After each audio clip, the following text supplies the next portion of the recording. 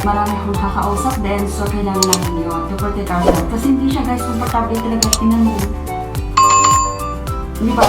So, pag nasalita ka, hindi matatalsik. So, yun yung purpose ito, yung may kausap ka, matalsik yun ba? So, ito makakausap, meron siyang shield. So, protect yung mouth natin. So, kailangan protektahan nyo. And wear this. Murang-mura lang siya, guys. Tapos, ang ganda niya, promise, hindi siya sigapan. Wow! Hindi siya sigapan, promise.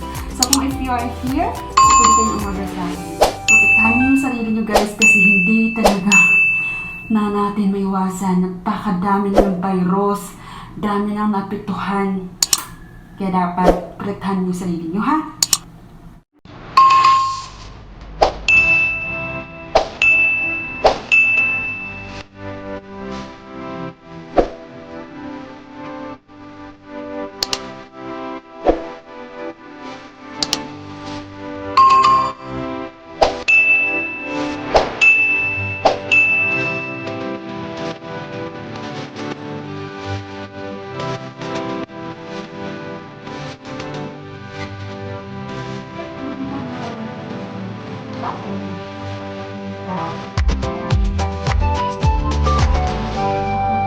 Protektahan natin ang ating mga sarili at sa mga rules na rin sa tawag ng OFW, protektahan naman yung sarili para sa inyong pamilya.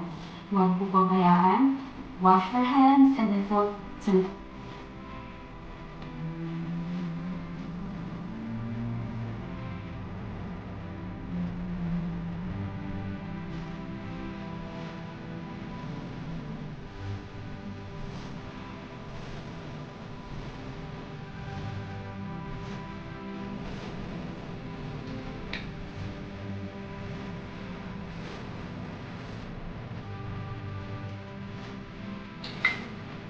So, pinag-ulit siya talaga guys pag gamitin protection sa ating mga shield, ay sa ating mukha, and then pag nag-usap, so makakapagsalita ka ng maayos, not like sa pag magmamask ka guys. Pero mas maganda rin magmask ka to protect your, kasi too many virus na here in Taiwan, at sana po suportahan natin ang ating mga sarili, protektahan natin ang ating mga sarili, at saka pag sa mga rules nila dito sa Taiwan, if you are OFW, protektahan nyo yung sarili para sa inyong pamilya.